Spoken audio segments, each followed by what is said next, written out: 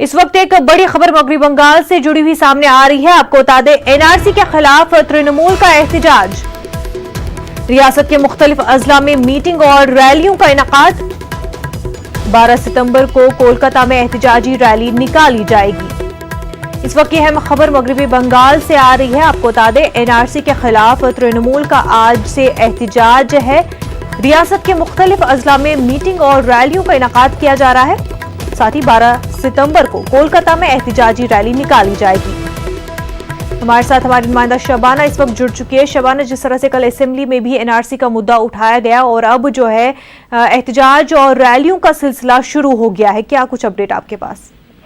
बिल्कुल मुनव्वर, देखें कि जिस तरह कल असेंबली में तीनों ही पार्टी कांग्रेस, लेफ्ट और तृणमूल कांग्रेस ने मुश्तरका तौर पर फैसला लिया है कि वो बंगाल में एनआरसी को कबूल नहीं करेंगे और इसके खिलाफ जो है वह एहतजाज करेंगे जी। तो ऐसे में अगर आज से अगर तृणमूल कांग्रेस का एहतजाज शुरू हो रहा है और देखें कि सिर्फ कोलकाता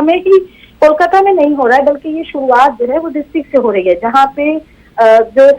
सरहदी इलाके हैं, जो बंगाल का बिल्कुल बॉर्डर का इलाका है, जो इजला मतलब दूर दराज के जो इलाके हैं, जहां लोगों में ज्यादा बेचैनी है एनआरसी को लेकर। जब से आसाम का ये मामला सामने आया था, पूरे बंगाल में जो है एक तरह से लोग जो है वो एनआरसी को लेकर अपने कागजात ठीक करवा रहे हैं, तो लोगों में एक बेचैनी देखी जा रही है। तो ऐसे में तृणमूल कांग्रेस ऐसे वक्त में अगर डिस्ट्रिक्ट से ये शुरुआत करती है तो कह सकते हैं कि जिस तरह से बंगाल में बार बार बीजेपी के लीडरान कह रहे थे, खुद वजीर आजम नरेंद्र मोदी जब भी बंगाल के दौरे पर आए हैं, किसी भी गलती से खिताब किया है तो उन्होंने कहा है कि बंगाल में भी एनआरसी होगी। तो ऐसे में अगर तृणमूल कांग्रेस आज से एहतजाज शुरू कर रही है तो इसका काफी असर देखा जाएगा। और इस एहतजाज में अगर कल असेंबली में जिस तरह से मुश्तरका तौर पर तीनों ही पार्टियां मुत्तफिक नजर आई, एक साथ नजर आई, आगे जाकर वो कितना साथ रहेंगी वो तो देखने वाली बात होगी। लेकिन जिस तरह से असेंबली में तीनों एक साथ एक मंच पर सामने आते हुए मुश्तरका तौर पर कहा है कि वो बंगाल में एनआरसी को कबूल नहीं करेंगे, तो एनआरसी एक बड़ा मुद्दा बनेगा। और बंगाल के लोगों के साथ तीनों ही पार्टियां, जिसमें तृणमूल कांग्रेस ने आज शुरुआत जरूर करी है, लेकिन तीनों ही पार्टियां अवाम का एतमाद या अवाम की हिमायत अपने साथ लेने की कोशिश करेंगी। जी शबाना, जिस तरह से मगरबी बंगाल की सियासत ऑलरेडी जैसा माहौल बना हुआ है वहां पर, ऐसे में अब तृणमूल का इस तरह से एहतजाज करना, रैलियां निकालना, हालांकि जाहिर सी बात है कि लोग परेशान हैं एनआरसी को लेकर के, लेकिन क्या इससे वायलेंस में मजीद बढ़ावा हो सकता है मगरबी बंगाल में? देखिए, जिस तरह से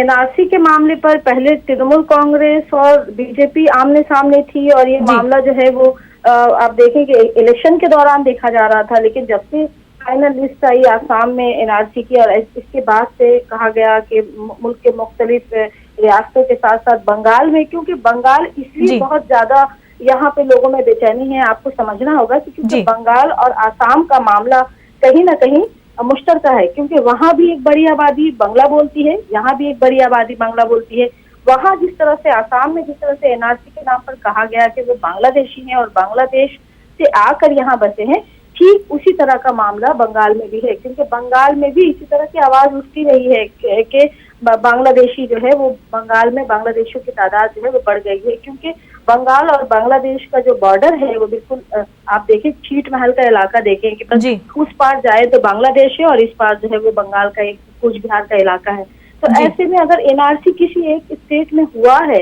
और लोग इससे मुतासिर हुए हैं, तो जाहिर सी बात है कि बंगाल के लोगों में ज्यादा खौफ और हरास होगा, क्योंकि उनके वो भी बांग्ला बोलते हैं और वो बांग्लादेशी का जो इल्जाम है, जिस तरह से जुबान की बुनियाद पर जो बांग्लादेशी का इल्जाम लगाया जाता है, वो यहाँ के लोगों को भी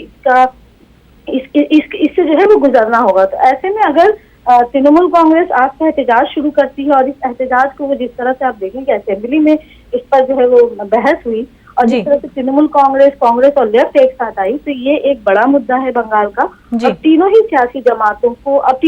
जमातों ने अपनी अपनी बहस में इस बात पर फैसला लिया कि इस मामले से बीजेपी को दूर रखा जाएगा। तो कहीं ना कहीं एक तरफ बीजेपी अगर एनआरसी के मामले पर कुछ लोगों को खुश करने की कोशिश करेगी कि हम बंगाल में भी आसाम की तरह जो है वो यहाँ पर एनआरसी लाएंगे, तो दूसरी तरफ बंगाल के लोगों की हिमायत में तीनों पार्टियां एक साथ नजर आ रही है और 2021 का असेंबली इलेक्शन सामने है। तो तृणमूल कांग्रेस और लेफ्ट तीनों को ही जरूरत है सहारे की। और जिस तरह से बंगाल में बीजेपी ने लोकसभा इलेक्शन में बड़ी कामयाबी हासिल की, 18 सीटों पर कामयाबी हासिल की, तो ऐसे में इन तीनों पार्टियों के लिए जरूरी है कि वो 2021 के असेंबली इलेक्शन से पहले अपना अपना होमवर्क करे और जो लोग हैं, जो अवाम की हिमायत है, वो अपने अपने खाते में डालने की कोशिश करे। तो एनआरसी एक बड़ा मुद्दा है और लोगों में बेचैनी है। तो ऐसे में लोग भी देखेंगे कि कौन सी पार्टियां उनके साथ कितना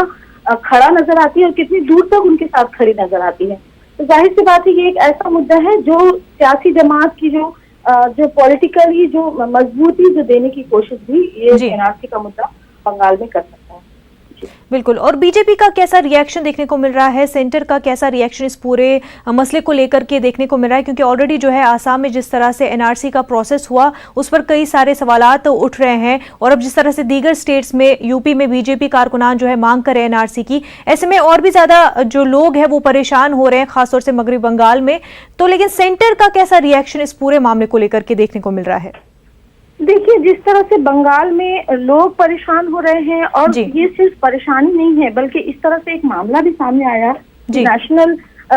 इलेक्शन कमीशन की तरफ से जो है वो इस मामले को कहा गया, लोगों से जो है वो कुछ एक जो है वो नोटिस भेजा गया कई बड़ी तादाद में लोगों को, कहा गया कि वो अपनी शहरियत साबित करें। तो ऐसे में लोग परेशान हो रहे हैं और ये भले ही बड़े पैमाने पर नहीं देखा जा रहा है, लेकिन इस तरह के कुछ नोटिस जो है वो सामने आ रहा है। ऐसे में बीजेपी बार बार ये कह रही है कि वो एनआरसी के अपने मुद्दे पर कायम है। और एनआरसी, देखिए, बांग्लादेश और बंगाल का एक अलग, अगर आप देखें कि ज्योग्राफिकल कंडीशन देखें, दोनों मुल्कों के हालात को देखें, बंटवारे की सूरत हाल को देखें, तो एक बड़ी तादाद ऐसी है जो इस बात को मानती है कि बंगाल जो है वो ऐसे ही लोगों से जो है वो भरा पड़ा है। तो बीजेपी के लिए ये बड़ी कोशिश है कि वो बंगाल में, जहाँ कुछ भी सियासी तौर पर बहुत ज्यादा मजबूत नहीं थी, अगर वो लोकसभा इलेक्शन इसलिए मैं बार बार कह रही हूँ कि एक लोकसभा इलेक्शन डिपेंड करता है कि वो असेंबली की कितनी सीटों पर जो है वो प्रभावित हुआ है। तो ऐसे में अगर लोकसभा इलेक्शन में 18 सीटें अगर किसी पार्टी को मिल सकती है तो वो असेंबली इलेक्शन में बहुत ज्यादा एक्सपेक्टेशन रखती है।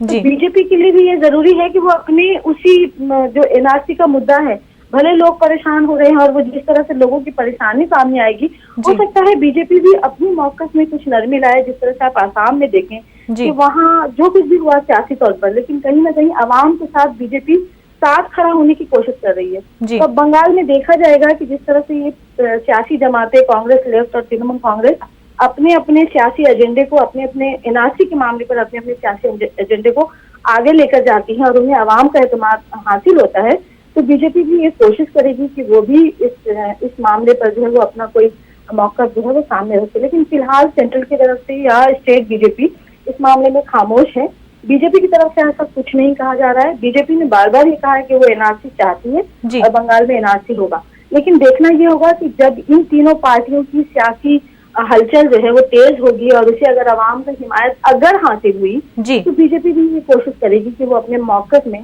भारी सेंट्रल कुछ कहे, लेकिन स्टेट बीजेपी जिस तरह से आप देखें कि हर स्टेट में मरकजी तौर पर और राष्ट्रीय तौर पर जो है वो पार्टी लीडरान का अपना अपना मौकफ होता है, तो हो सकता है स्टेट बीजेपी के अपने मौकफ में कुछ तब्दीली आए, कुछ लीडरान। बिल्कुल, अगर एहतजाज होते हैं और लोगों का साथ मिलता है तो हो सकता है कि कुछ बदलाव आ सके। फिलहाल कोलकाता में 12 सितंबर को एहतजाजी रैली निकाली जाएगी। बेहद शुक्रिया शबाना आपका। नाजरीन।